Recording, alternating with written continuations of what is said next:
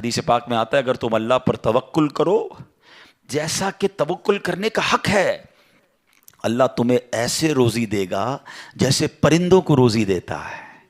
کبھی امیجن کیا آپ نے پرندوں کو روزی کیسے ملتی؟ یہ حدیث میں ایسی اچھا ہو سکتا ہے انسانوں کے بارے میں فرمایا جاتا، نبی پاک فرما دیتے، جانوروں کے بارے میں فرماتے، پرندوں کے بارے میں کیوں فرمایا؟ سبحان اللہ۔ آپ کو دنیا میں پتہ ہے پرندے کتنے ہیں؟ ایک کیلکولیشن کے مطابق اس دنیا میں جتنے جانور ہوتے ہیں نا وہ انسانوں کا ملٹیپلائی بائی 10 ہوتے ہیں، ٹھیک ہے؟ ہم 8 ارب ہیں تو وہ 80 ارب ہیں، ساری جانور، چوپائے اور جتنے بھی جانور ہیں، انسیکٹس بھی اس میں ملا لیں، لیکن فرمایا پرندے اس کا ملٹیپلائی بائی 10 ہوتے ہیں۔ اٹ مینس اس دنیا میں اپروکسیمیٹلی 800 ارب پرندے ہیں، ٹھیک ہے؟ 800 ارب پرندے روز کہاں سے کھاتے ہیں؟ کوئی سپلائی لائن کو جا کے ان کو درختوں پہ پہنچاتا ہے؟ کسی گھونسلے میں کوئی آپ نے کبڈ دیکھی، کسی گھونسلے میں آپ نے کوئی سٹاک دیکھا کہ جناب یہ کل کا چارہ ہے، یہ رات کا چارہ ہے، میرے چھوٹے چھوٹے بچے ہیں اس کے لیے چارہ ہے؟ Nothing else. ہر پرندہ 800 ارب پرندے اپروکسیمیٹلی روز صبح فجر کے بعد بھوکے نکلتے ہیں، اور جب شام اپنے گھونسلے میں آتے ہیں تو سب کا پیٹ بھرا ہوا ہوتا ہے۔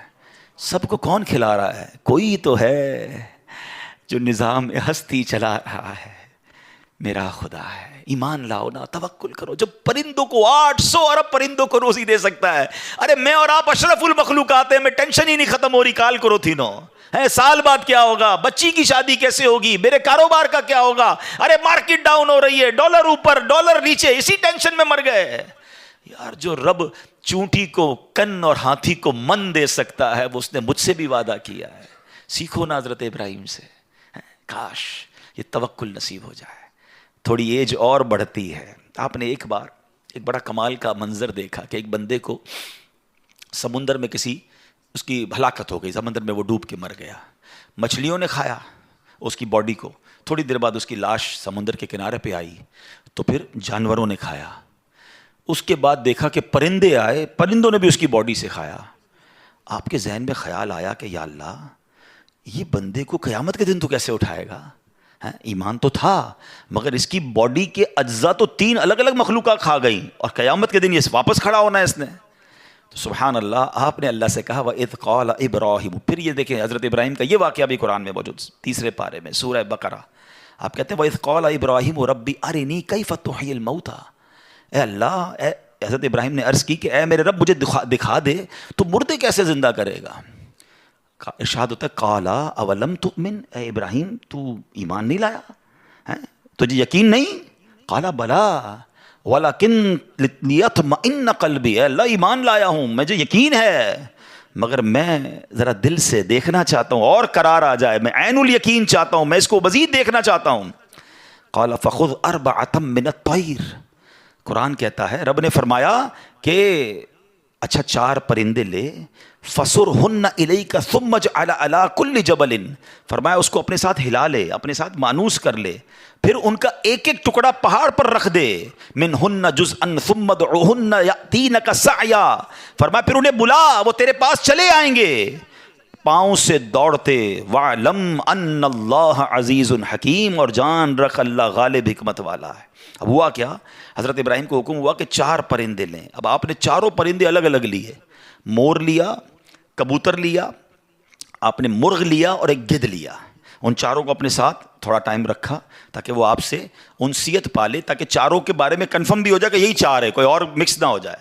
اس کے بعد آپ نے 4 کو ذبح کیا، 4 کا قیمہ بنایا اور 4 کا قیمہ مکس کر دیا، 4 کا الگ الگ نہیں، 4 کا ٹوٹل مکس کر دیا، اور اس کے چھوٹے چھوٹے پیس سمجھ لیں 4 پہاڑ پر رکھ دیے، الگ الگ پہاڑوں پر، اور 4 کی جو چہرے تھے یعنی ان کی کھوپڑیاں تھیں وہ اپنے پاس رکھی، اس کا قیمہ نہیں بنایا، یعنی ان کے سر آپ کے پاس ہیں 4 پرندے کے، 4 کا مکس قیمہ ہو چکا ہے، اور 4 الگ الگ پہاڑ پر رکھ دیے۔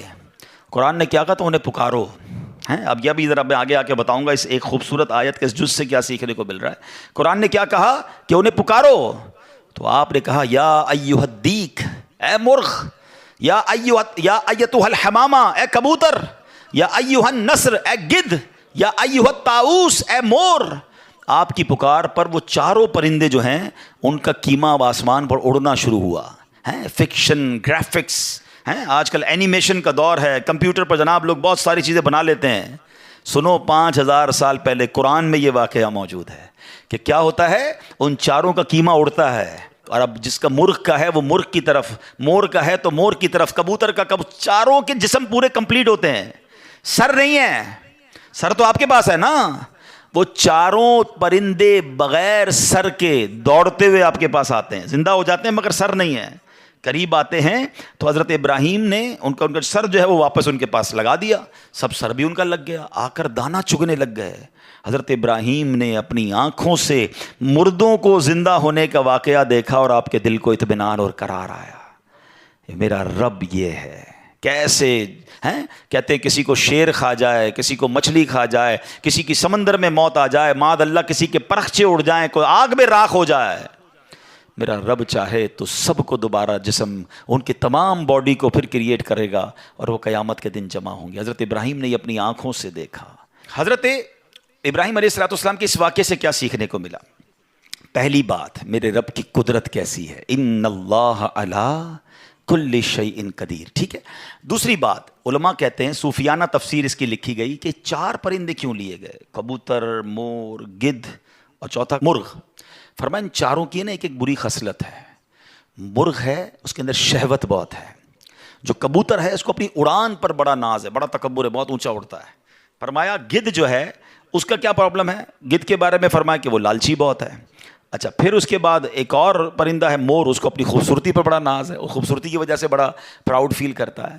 تو فرمایا یہ 4 بری عادتیں ہیں، اس کو ذبح کر کے یہ پیغام دیا گیا کہ اگر تم بھی اپنی اونچی اڑان، اپنے اونچے مرتبوں، اپنے اونچے مقام کا تکبر چھوڑ دو، اپنی خوبصورتی پر گھمنڈ کرنا چھوڑ دو، ہوس اور شہوت کے بعد اپنے آپ کو بچا لو، لالچ کر کے دنیا کے بال کے پیچھے بیڑا غرق اپنا نہ کرو، اگر ان عادتوں کو ذبح کر دو تو اللہ آج بھی تمہارے دل کو زندہ فرما دے گا۔ ان کو زندہ کیا نا، فرمایا ان عادتوں کو ختم کرو، رب تمہارے دل کو زندہ فرمائے گا اور اس میں نور داخل فرما دے گا۔ اور علماء نے اس کی صوفیانہ تفسیر یہ لکھی۔ اور اب ایک اور عقیدے کی بات بھی، کنفیوژن پھیلانے والے بہت کنفیوژن پھیلاتے ہیں، میں تو قرآن سے آج آپ سے بات کر رہا ہوں نا۔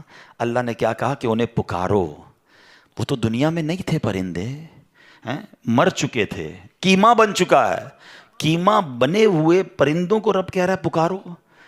حضرت ابراہیم نے کیسے پکارا، یا ایھا الدیک، یا ایتھا الحمامہ، آپ کبوتر کو پکار رہے ہیں، آپ گدھ کو پکار رہے ہیں، قرآن کہہ رہا ہے پکارو اور نبی پکار رہے ہیں۔ آج کسی کو نہ جانے یا رسول اللہ سے پرابلم ہو جاتی ہے، کسی کو یا غوث پاک سے یا پرندوں کو پکار رہے، قرآن کہہ رہا ہے، تو اس کا مطلب دنیا سے اگر کوئی چلا بھی جائے تو اس کو پکارنے میں کوئی خدا نہ خواستہ پرابلم نہیں ہے۔